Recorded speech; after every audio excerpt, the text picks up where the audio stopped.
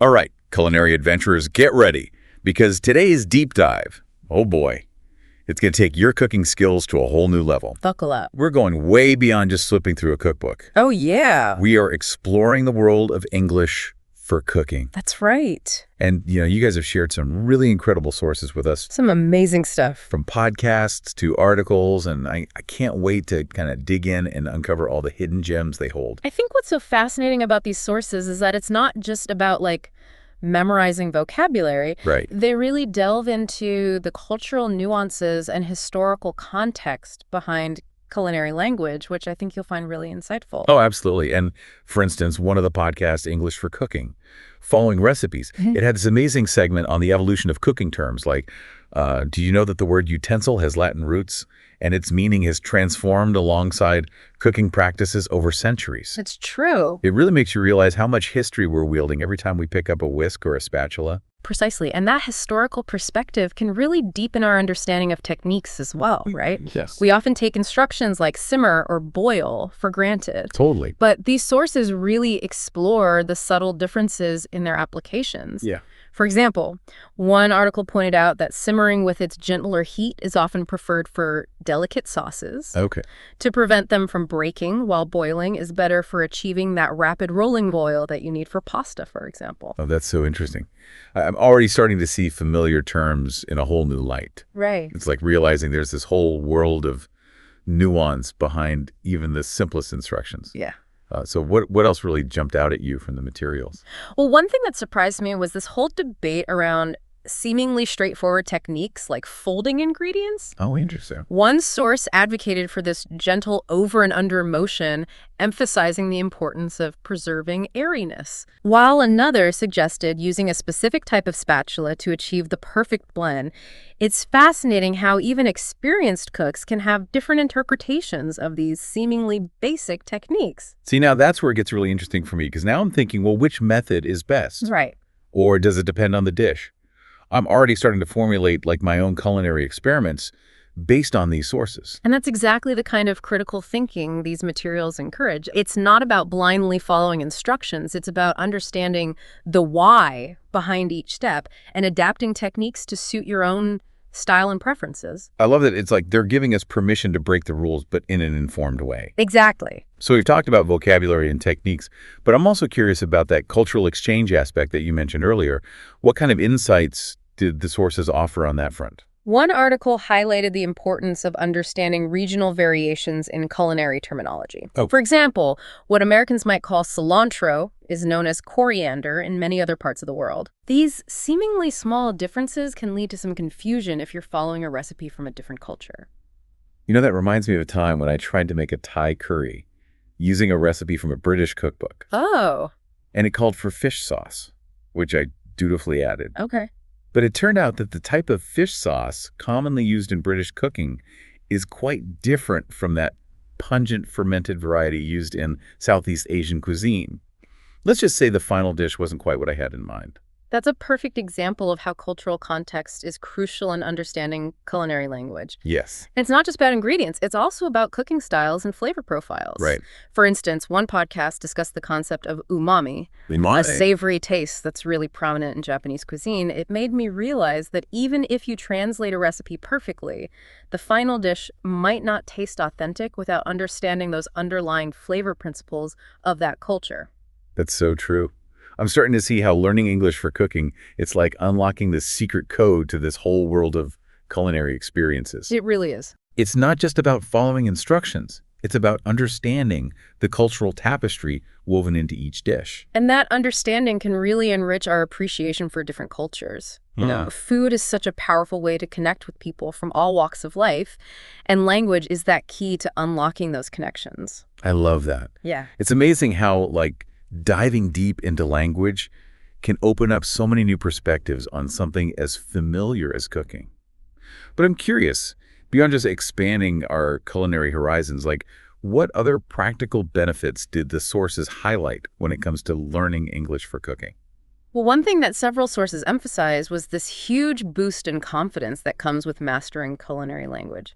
Imagine being able to walk into any kitchen anywhere in the world and just feel comfortable navigating recipes, communicating with other cooks, even sharing your own culinary knowledge. Yeah, I can definitely see that. I remember feeling so intimidated the first time I tried to follow a recipe in French. Okay. It was like a whole new world of vocabulary and techniques.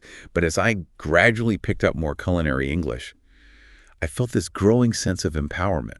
It's like Yeah. learning the language gave me the tools to unlock this whole new level of culinary creativity. Absolutely. And it's like that feeling of accomplishment you get when you finally master a challenging recipe or technique. And that confidence can extend beyond the kitchen as well. It can empower you to travel to new places, try new foods, connect with people from different cultures in a deeper way. One of the articles actually mentioned that learning English for cooking can even enhance social interactions. Oh, yeah. Like they give this example of potlucks or dinner parties where being able to discuss recipes and cooking techniques in English can create a more engaging and enjoyable experience for everyone involved. Oh, that's so true. Food just has this way of bringing people together, and language can be that bridge that connects us across cultures and backgrounds. Imagine being able to share your family's secret recipe with a friend from another country, or to learn about their culinary traditions in a way that goes beyond simply following a translated recipe. I'm also thinking about like the practicalities of everyday cooking. Sometimes even with the clearest instructions we encounter, confusing terms or techniques. Did the sources offer any advice on how to navigate those situations? Oh, they did. Several sources emphasized the importance of not being afraid to ask for clarification. Okay. It's perfectly okay to admit when you don't understand something. And in fact, asking questions shows that you're engaged and eager to learn. Yeah, I think that's a great point. Sometimes I get so caught up in trying to figure things out on my own, Right. but it's so much more efficient and effective to simply ask for help when I need it. So did the sources suggest any specific phrases for seeking clarification in the kitchen? Yeah. One podcast offered some really great examples like, could you explain what blanching means in this context? Or, I'm not familiar with this type of cut. Could you show me how to do it? These phrases are clear, they're polite, and they demonstrate a genuine desire to learn. Those are really helpful. Yeah. I also love the tip about using online resources to supplement your understanding. It's amazing how many cooking videos, blogs, and forums are out there, all dedicated to demystifying culinary terms and techniques. It's like having a global network of culinary experts right at your fingertips. And it's not just about finding answers. It's also about connecting with this community of passionate food lovers who share your interests. It's like a virtual culinary exchange program. That's such a great way to put it. And it goes beyond just learning English. It's about fostering a sense of curiosity and exploration in the kitchen. Precisely. And I think that's one of the key takeaways from all of these sources. Learning English for cooking is not just about acquiring a new set of vocabulary words. It's about opening yourself up to this world of culinary possibilities, cultural connections, personal growth. So it sounds like learning English for cooking is as much about like mindset as it is about vocabulary. But I'm also wondering about the practical side of things. Did any of the sources offer any tips for like actually putting this knowledge into practice, beyond just reading about it? Absolutely. One recurring theme was this idea of active learning. Instead of just passively absorbing information, they suggest actively engaging with the language while you cook. Okay. I'm intrigued. What does that actually look like in a real kitchen? Well, for example, one source recommended like narrating your cooking process in English. Yeah. Even if you're just cooking for yourself, describe what you're doing, the ingredients you're using, the aromas that are filling the kitchen. So it's like turning your kitchen into a personal language lab. I can see how that would help solidify the vocabulary and make it feel more natural. Exactly. And another suggestion was to try like identifying key cooking terms while you're reading through recipes in English. Highlight them, look them up if you're unsure, and then try to use them in your own cooking descriptions. That's a great way to make those words stick. Did any of the sources go beyond solo practice and suggest ways to incorporate English into more social cooking experiences? Oh, definitely. Several sources highlighted the benefits of cooking with friends or in language exchange groups. Using English as the primary mode of communication, not only can this be a really fun and engaging way to practice, but it also provides opportunities for authentic cultural exchange. I love that idea. It's like combining a language lesson with a potluck party.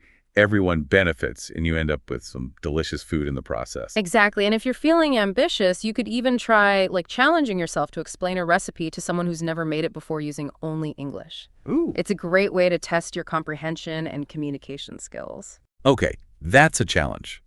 I am willing to accept. It sounds like there is this whole world of possibilities waiting to be explored when it comes to learning English for cooking. Absolutely. And the best part is that it's a journey that never truly ends. There's always something new to learn, a new technique, to master a new flavor, to discover. So for all you culinary adventurers out there, I encourage you to embrace the challenge, dive into those English language recipes, and don't be afraid to experiment, make mistakes, and most importantly, have fun. Happy cooking.